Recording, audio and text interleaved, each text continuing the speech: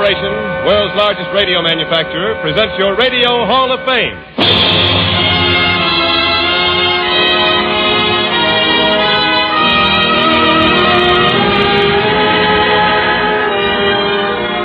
Each week, for 1 full hour, the stars made great by your recognition of their achievements are brought to you by Philco Corporation. Makers today of radar and electronic equipment to help win the war. Makers tomorrow of products for good living in a world of peace. Our mistress of ceremonies today was cradled in show business. Her parents owned theaters in Minnesota and California, and when a child, she sang in them. She was nurtured in vaudeville, and she graduated into motion pictures where her charm, acting ability, and her singing soon established her as a star. A few years ago, she won a Special Academy Award for her work in The Wizard of Oz.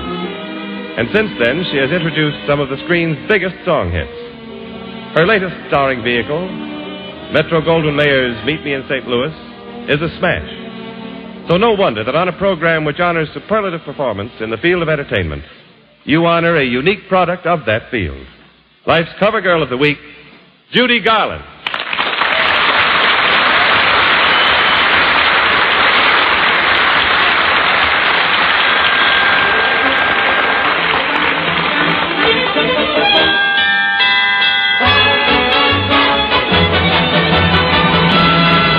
With my high starch collar and my high top shoes and my hair held high upon my head, I went to lose a jolly hour on the trolley and lost my heart instead. With his light brown derby and his bright green tie, he was quite the handsomest of men. I started again, so I counted to 10, then I counted to 10 again. Clang, clang, clang went the trolley. Ding, ding, ding went the bell. Zing went my heartstrings. From the moment I saw him I fell. Chug, chug, chug went the motor. Bump, bump, bump went the brake. Thump, thump, thump went my heartstrings. When he smiled I could feel the car shake. He tipped his hat and took the seat. He said he hoped he hadn't stepped upon my feet. He asked my name, I held my breath. I couldn't speak because he scared me half to death.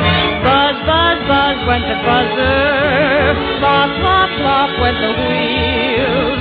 Stop, stop, stop went my heartstrings. As he started to go, then I started to know how it feels when the universe reels. They were bright, the air was clean. The telephone circle turned you off your feet. You tried to see, but couldn't see. Exactly what was going you couldn't even see. Buzz, buzz, buzz, went the buzzer. Flop, flop, flop, went the wheels. Stop, stop, stop, went my heartstrings. As he started to leave, I took hold of his sleeve with my hand. And as if it were planned, he stayed on with me, and it was grand just to stand with his hand holding mine to the end of the line.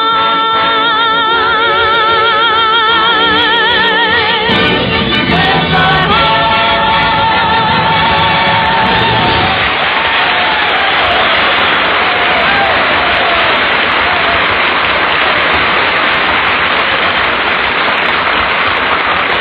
Oh, thank you very much. You know, I was in New York for the opening of my picture, and I came back here early especially to be on your Radio Hall of Fame today. I hope you don't think that's just a lot of words, because it happens to be the truth. You see, I really and truly feel it's a compliment to be your mistress of ceremonies on such a fine show. And I'm very glad we have such a grand-looking audience, including 500 servicemen from the Hollywood Guild Canteen, who are all my friends, I hope. Hiya, boys! Hi! What I like to hear.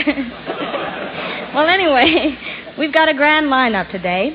Lum and Abner and Jerry Colonna, and Les Paul and his trio, and, of course, Paul Whitman. That's right, Judy. And may I congratulate you at this late date on the grand way you sang the Trolley song. Oh, thank you. Is that the first time it's been on the Radio Hall of Fame, Jimmy? The first? Oh, sister, that trolley song has been sung on this program so much you'd think we were sponsored by a traction company, believe me. But nobody sings it quite like you. Oh, well, maybe your next singer will do it better. Oh, Judy, as far as the trolley song is concerned, this is the end of the line. But don't let that bother you. Long after victory, people will be playing your recording of the trolley song. Oh, I certainly hope so, Jimmy. And then people will really enjoy your beautiful voice to the fullest with the new Philco radio phonograph. Because the same engineers who made Philco America's favorite radio phonograph before the war, the favorite for its beauty of tone, will bring you many new improvements. Yes, when you play your favorite records on your new Philco, you'll realize that you never actually heard them before. For the first time, you'll enjoy the entire tonal range, from deep, mellow bass to high, brilliant treble. You'll hear all those glorious overtones that add such amazing warmth and life to music. Listening to your Philco radio phonograph will be a new experience in entertainment. Studio performance right in your own home. Yes, for that new thrill from both radio and recorded music, be sure to see your Philco dealer after victory.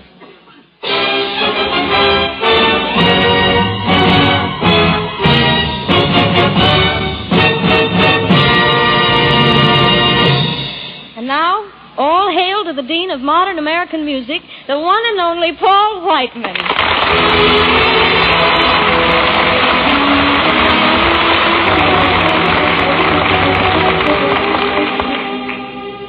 Paul, I want you to know that I'm really thrilled to be on the same program with you. Oh, that goes double, Judy. You've been a favorite of mine ever since I saw you in The Wizard of Oz.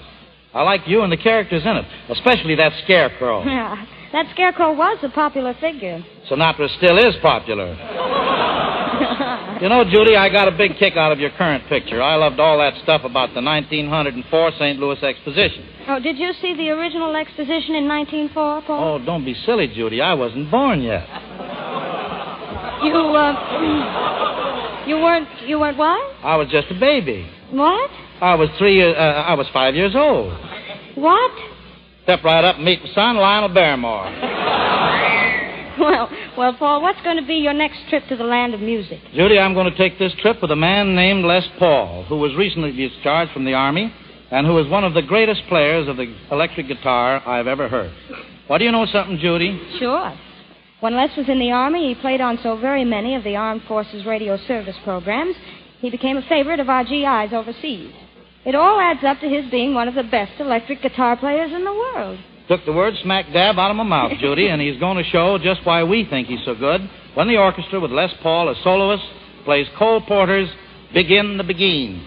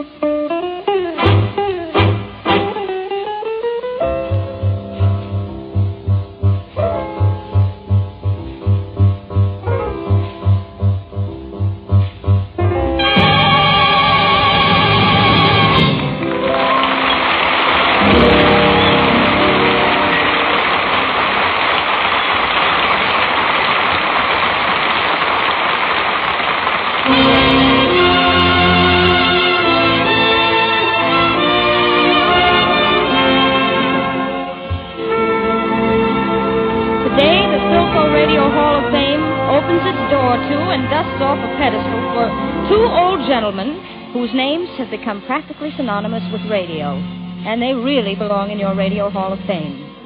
Back in 1931, these two venerable veterans of the ether waves opened the Jot 'em Down store in Pine Ridge, Arkansas, which they've operated for the benefit and enjoyment of radio audiences from coast to coast almost nightly for the last 14 years. During that time, they've firmly entrenched themselves as Pine Ridge's favorite sons and leading citizens. They've become the dominant industrial and social force in the town and have striven always for a higher standard of ignorance. Those two beloved gentlemen... I'd love to meet them two fellas. She's talking about us. Yes. I'm referring to those two beloved old storekeepers from Pine Ridge, Lum and Abner.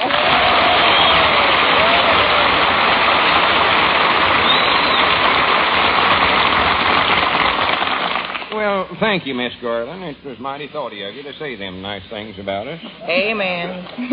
Well, now that you're here, what are you going to do for us? Do? Are we supposed to do something? Oh, yes. Everyone who enters the Radio Hall of Fame sings a song or tells a story, does a dance. Dance? Well, law me, I couldn't dance with Lum. He's too tall for me. Well, perhaps you can do a sketch then. I'm sure you're thespians, aren't you? No, we're both from Arkansas. Well, I know a short play you might do. Well, good. Well, the scene of this play is laid wait a in... minute, Miss Garland. Abner, listen to this. I want your judgment on the play. Oh, well, Lum, I can't judge nothing like that. I just ain't got the ignorance for it. Well, you can help some. Two heads is always better than one. Well, I'm just afeard, Lum, Huh? Huh? Yeah, what did you say about them two heads? I said two heads is better than one. See things from two different angles that way. Oh, yeah, that's right. Of course, that'd be a right smart of an expense, old Lum. A feller'd have to buy 2 haircuts at a time and 2 pair of spectacles. Abner, I ain't talking about one man with 2 heads. I'm talking about 2 men with 1 head. Or 2 men with 2 heads. Well, I do know. 4 heads betwixt them, huh? No, I mean, well, here, how many heads have you got? I ain't got but one. It ain't me, Lum. Who ain't you? This here 2-headed feller, whoever he is.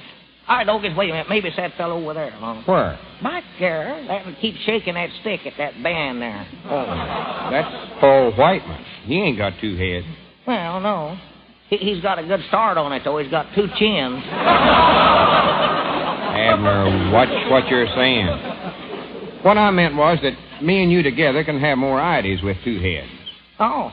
Yeah, if we had 'em, we could, I reckon. Doggins, that'd be right handy, you know it, Lum? Feller could eat with one mouth and drink coffee with the other and never miss a lick. Of course, it would be sort of a bother, though, to have to use both hands when you want to tip your hat to some woman. Swan to goodness, you got the craziest imagination I ever seen on a human. Yes, sir, you know, an extra head would be nice company for a feller, Lum. Him and himself could sort of get up a checker game, couldn't he? Reckon they'd get into an argument with yourself that way? I don't know. That'd be awful handy for watching a tennis game. You wouldn't have to keep swinging your one head backwards and forwards. For goodness sakes, Abner, hush up and let Miss Garland tell us about this play we're going to do. Go ahead, Miss Garland. Well, the scene is laid in the frozen north where the night... Well, good morning, Frank. Good morning, Abner. Excuse me, Miss Garland. Howdy, Frank. Frank. Frank who? Where? Huh? Who was that you were speaking to? Oh, nobody. I was just wondering if I did have 2 heads, how I'd speak to myself when I woke up. Is he always like this? Oh, just ignore him, Miss Garland. He's got the idea now that he's got 2 heads. Oh, well, in his case, it might help. Huh? Well, anyway, Lum, the play opens in the frozen north where the nights are 6 months long. 6 months?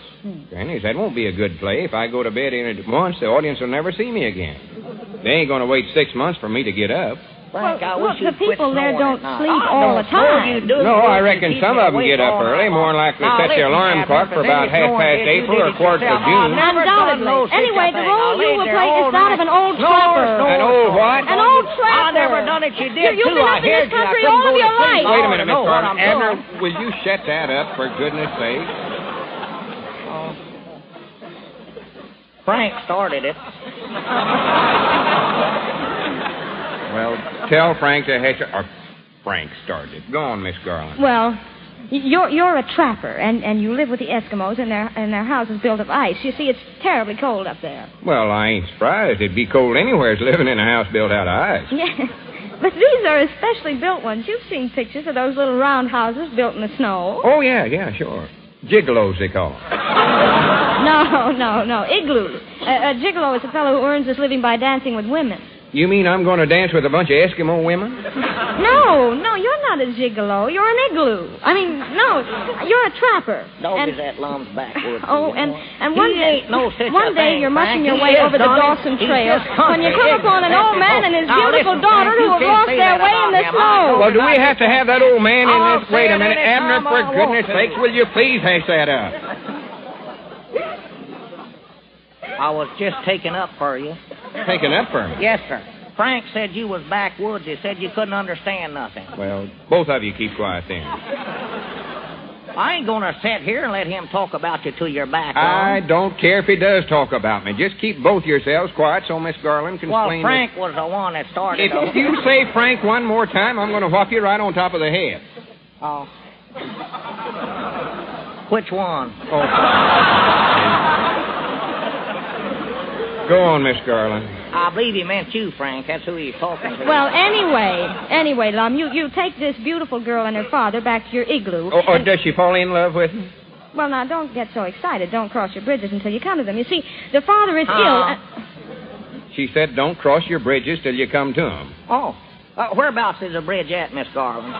Well, there isn't really any bridge, Abner. Well, what'd you tell us not to cross it for, then? She never said not to cross it. She did done it. I heard her. Said, don't cross the bridge till we come to it. All right. We've crossed the bridge. Now let's forget it.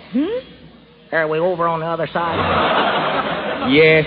Go ahead, Miss Garland. How'd we get across? Oh, for kitty's sake.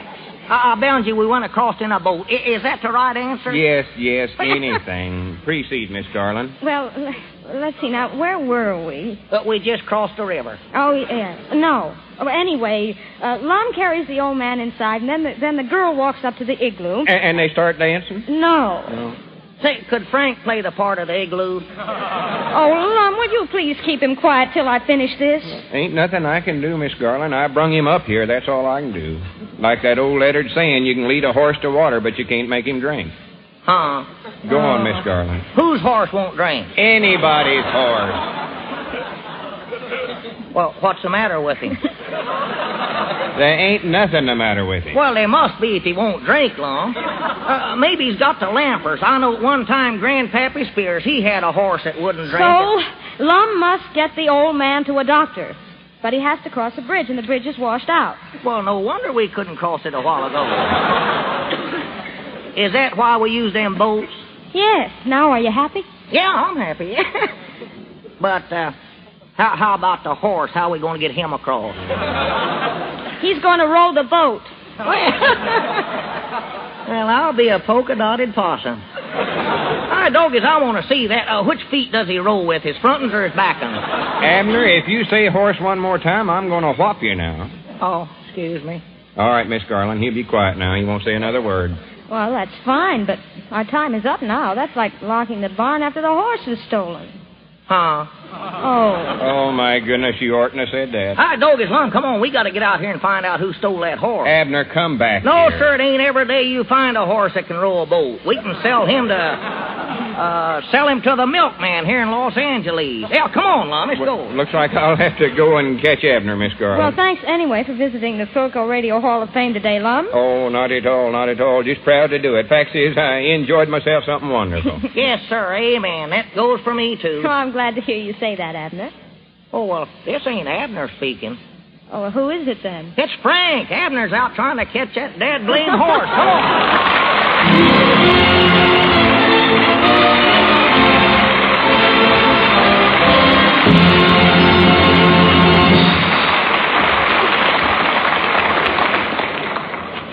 There's another tune in Meet Me in St. Louis that I think really deserves to be on your Radio Hall of Fame. At the moment, it seems quite timely, and so with Mr. Whiteman's assistance, I'd like to sing it for you now. Have yourself a Merry Christmas.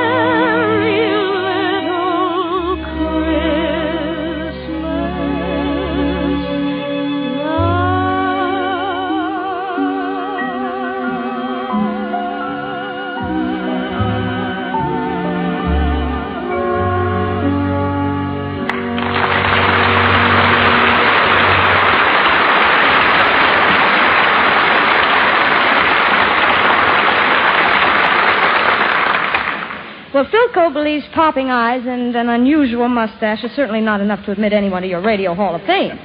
But when said eyes and lip brush belong to a gentleman who used to be one of the best trombone players in the business, good enough to play with the Dorseys, Benny Goodman, and our own Paul Whitman, and when, furthermore, said gentleman just returned from a 30,000-mile jaunt to the South Pacific doing a wonderful job entertaining our servicemen, and when, in addition, he's a completely unique comedian himself and a permanent character on the most popular comedy program in radio, The Bob Hope Show, well, how are you going to keep him out of the Radio Hall of Fame?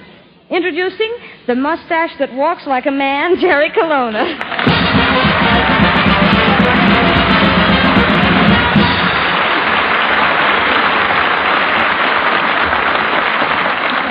Thank you, Judy. Well, welcome to the Radio Hall of Fame, Professor. Thank you very much. How have you been? In the pink? In the pink? Yes. The laundries are mixing up everything these days. Got a belt. Well, Professor, it's been a long time since I've seen you. Remember when we worked on the Bob Hope Show together? Ah, yes. Since then, I've had my ups and downs. How come? Swallowed my yo-yo. Professor, you've worked for Hope for a long time. Now tell me, privately, what do you think of Bob? I think Mr. Hope is the finest boss a man ever had. He's kind. He's generous. He's handsome. He's talented. You know, when you got a wife and kid, they got you up against a wall. Oh, and then, Jerry, you shouldn't feel that way. The Yuletide season is almost here, and everybody should be friends. Oh, yeah? I remember last year. I got dressed as Santa Claus, climbed down someone's chimney, and got arrested. Really? Why? It was 4 months before Christmas. Oh, Professor, why do you act this way? Well, you see, I never told this to anyone, but when I was a baby, my mother dropped me on my head. Oh, I'm sorry. Oh, that's all right. You know a better way to crack walnuts? Oh, Professor, what are your plans for this Christmas? Oh, I'm going to dress up as Santa Claus again, hitch up my reindeers to a sled, and say, giddy up, Dunder, giddy up, Blitzen, giddy up, Eleanor. Eleanor? Yes. She's just going along for the ride.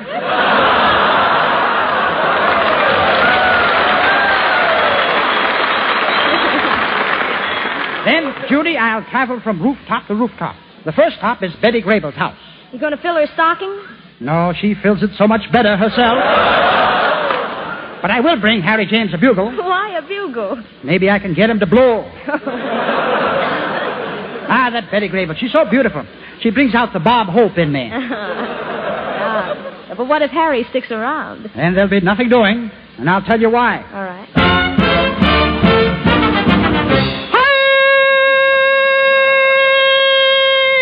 I love life, so I want to live, to drink of life's fullness, take all it can give.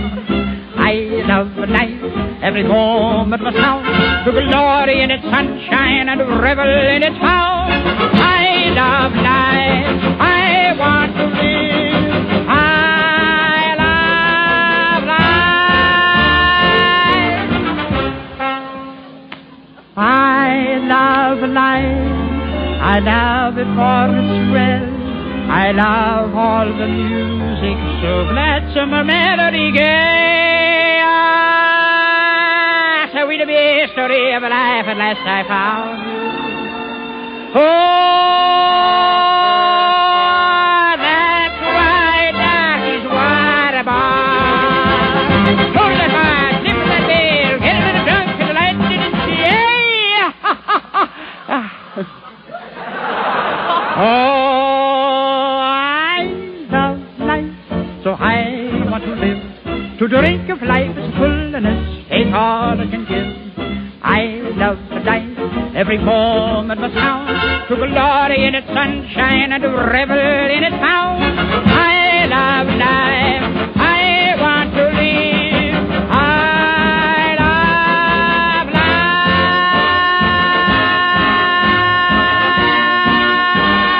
I love life, I love life, I want life.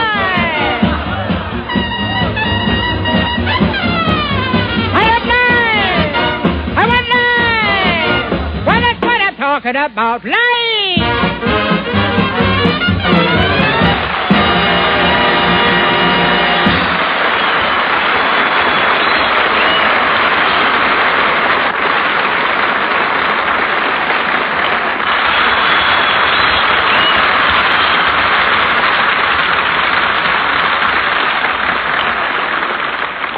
the last few years have put all mechanical products to a severe test.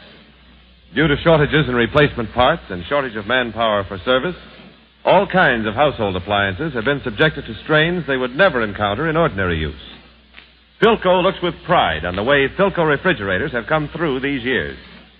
There has never been a finer proof of the quality and dependability built into every Philco product. These years have also served to prove the value of many innovations in the new kind of refrigerator which Philco introduced before the war. Homes equipped with Philco refrigerators have had many occasions to be glad that their Philco had a separate storage compartment for frozen food, for it enabled them to buy meats and poultry when it was available and store it away for later serving. And it provided plenty of space to store packaged frozen foods, saving many a trip to the market. When victory is won and these Philco engineers have finished their war assignments, a new Philco refrigerator is coming which will continue this record of advanced design, quality, and dependability. Watch Philco in refrigeration after the war.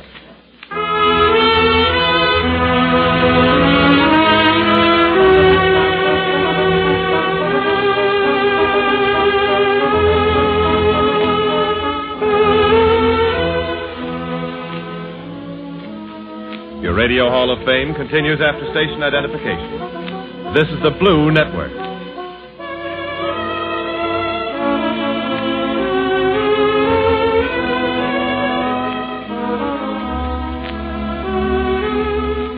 You are listening to Philco's Radio Hall of Fame, which today gives a citation to these stars made great by your recognition of their achievements. Lum and Abner, Jerry Colonna, Les Paul and his trio, Paul Whitman, and your mistress of ceremonies, Judy Garland, who steps out of her niche to resume her mistress of ceremonying. Well, when you have an artist on a program like Les Paul, who plays an electric guitar, it's very hard to resist saying things like this. They like the voltage in that electric guitar of yours so much. Les, how about throwing the switch and turning on some more juice and giving us another sample of your high-frequency music? But I'm going to resist saying that. Because, after all, when musicians like Les Paul and his trio play a galumphous number like Blue Skies, you don't really have to say anything more than that. So, Les, the stage is yours.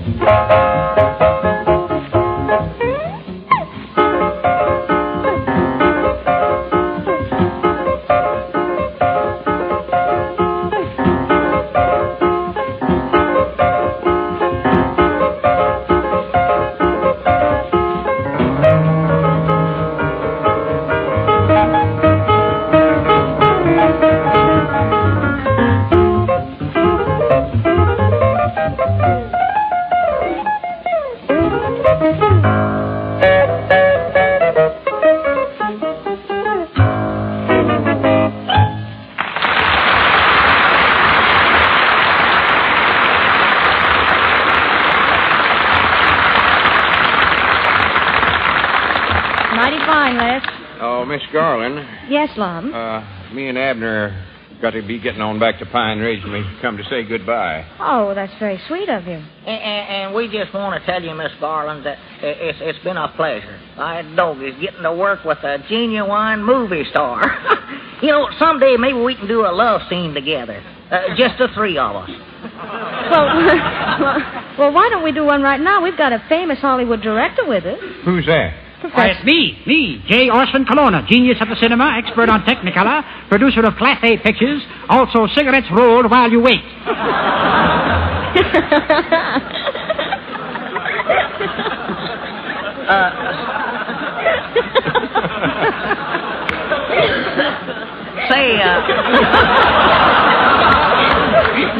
Say, Lum. Yeah, Abner. If this feller here, this Colonna, if he had two heads, would they both have mustaches?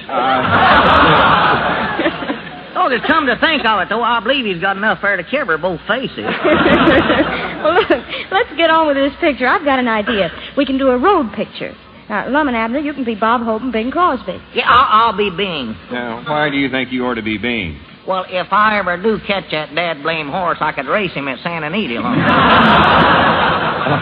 right, I'll be that other fellow, whoever you said, Bob Hope or somebody. I never heard of. Perfect casting. Perfect casting. What do you mean, Terry? The man from the corn country is playing the part of Corny. If Hope is listening in, I'm only kidding. Now, what's the title of this road picture? Well, now, let me see. The Road to Romance. Do you like that? Ah, yes. Especially the detours. Granny's me playing Bob Hope now. There's a part I can sink my teeth into. Sink your teeth in? Lum, you ain't got Bob Hope mixed up with Lassie, have you? Well, I can tell them apart easy. It's Colonna I have trouble with. Judy, what are you going to play? Well, I'll be Dorothy Lamour. Oh, where's your sarong? I'll make believe I'm wearing a sarong. Make believe? Dorothy Lamour don't make believe she's wearing a sarong. She don't hide anything. Abner, that's a horse of another color. I seen her in a moving picture. Huh? Uh-oh. What color was he in the first place, Lum? I don't know. Well, how do you know it's a horse of another color? Look, Abner, all I said Action, was... lights, camera, action, ready, lights, Well, wait a camera. minute, Professor, we haven't even rehearsed yet. I know, but I'm going to get into this conversation somehow. Now, look, this is the idea of the scene. Lum and Abner are fighting for my hand. Hand? That's what she said. Is that all we get?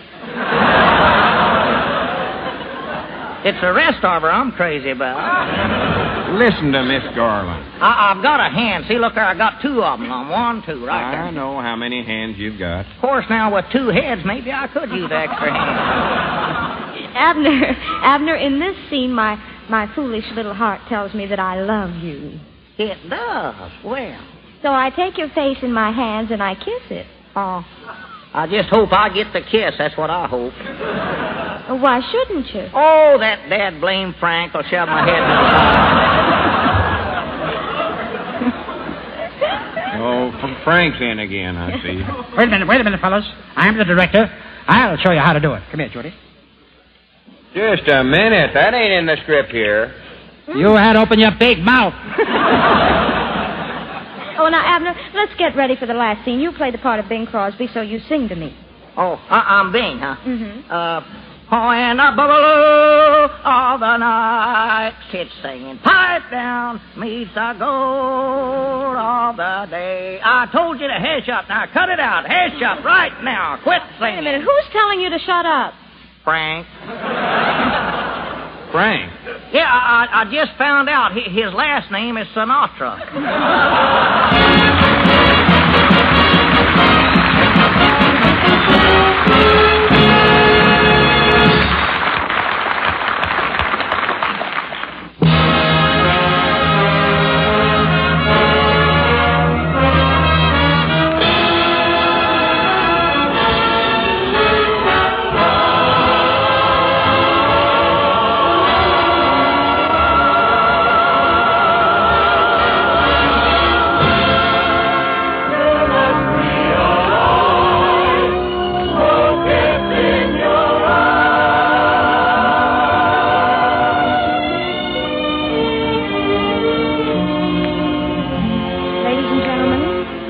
you'll forgive my becoming somewhat lyrical, but I believe the man of whom I'm going to speak, and to whom Paul Whitman, Les Paul, the trio, Paul Whitman's orchestra and chorus, and yours truly pay tribute, is worthy of lyrical praise. He's composed hundreds of songs, melodious, poignant, wistful, tender, and utterly enchanting. Jerome Kern has brought to the treasury of American song the wealth of his own great talent, and he's enriched the American scene for his being part of it. Because our own Paul Whitman is honorary chairman of Kern Jubilee Week, in which the entire entertainment world pays homage to this great composer, in his honor, we play and sing his music.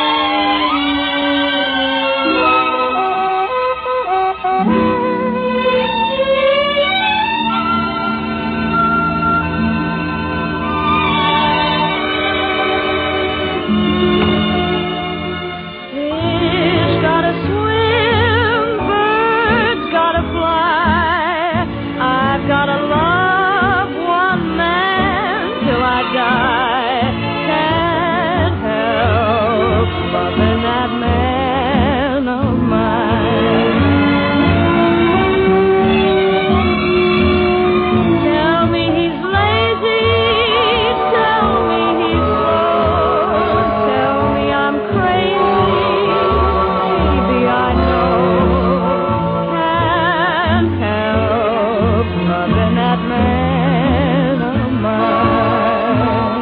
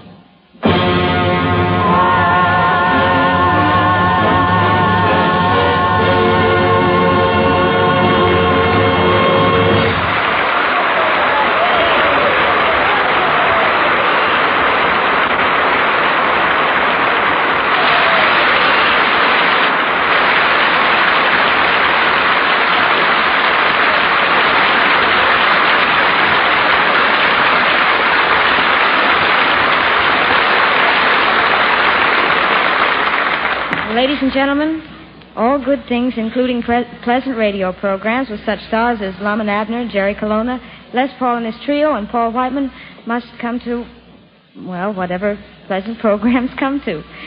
But before I go, there's something I'd like to say.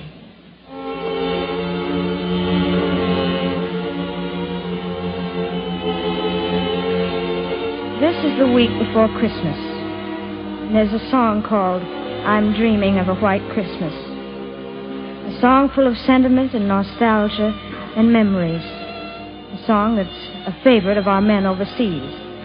For almost every singer who goes over there to entertain is asked by them to sing it. And yet, on this day, a week before Christmas, it's not a white Christmas of which most of us dream, but a peaceful Christmas.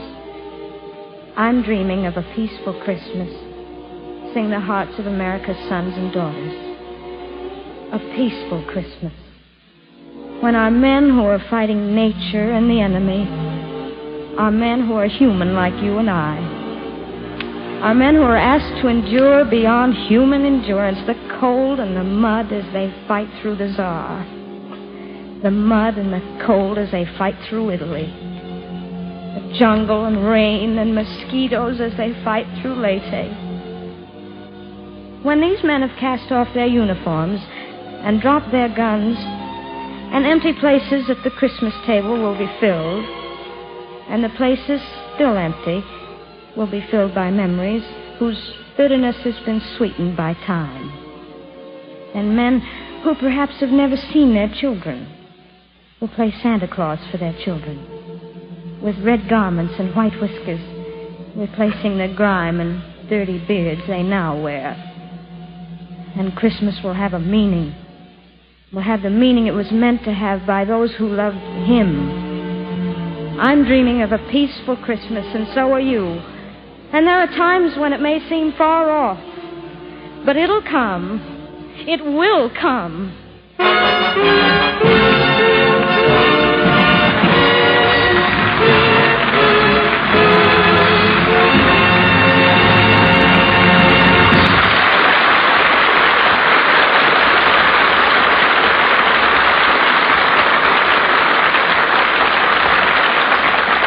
And now, this is Judy Garland waving goodbye to your Radio Hall of Fame and to Jimmy Wallington, who still has a few duties to perform before switching off the lights.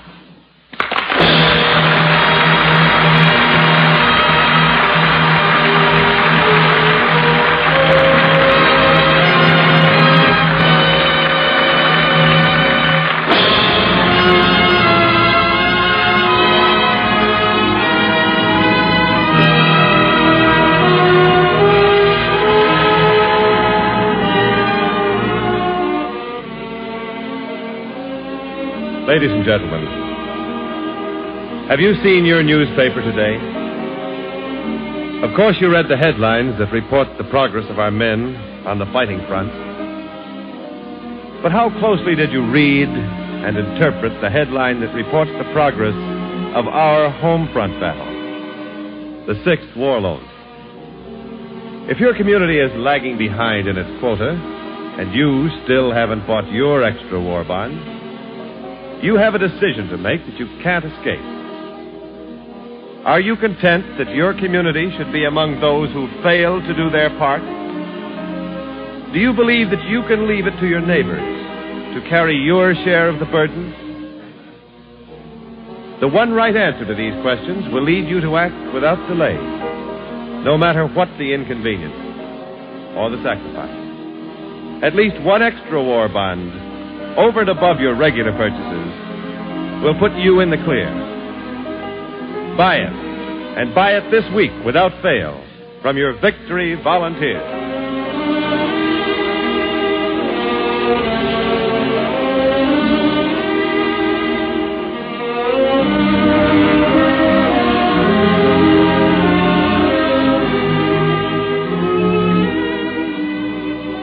Next week, your Radio Hall of Fame, in which Philco brings you each week the stars made great by your recognition of their achievements, brings you a special Christmas show with two of the greatest personalities in the entertainment world, Bing Crosby and Orson Welles.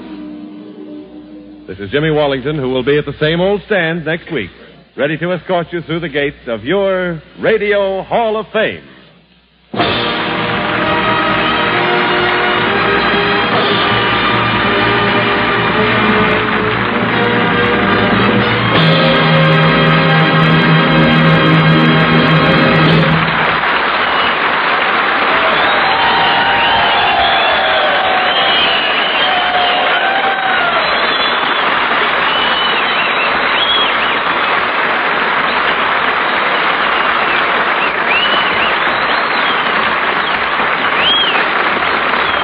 The Radio Hall of Fame is produced by Tom McKnight. This is the Blue Network.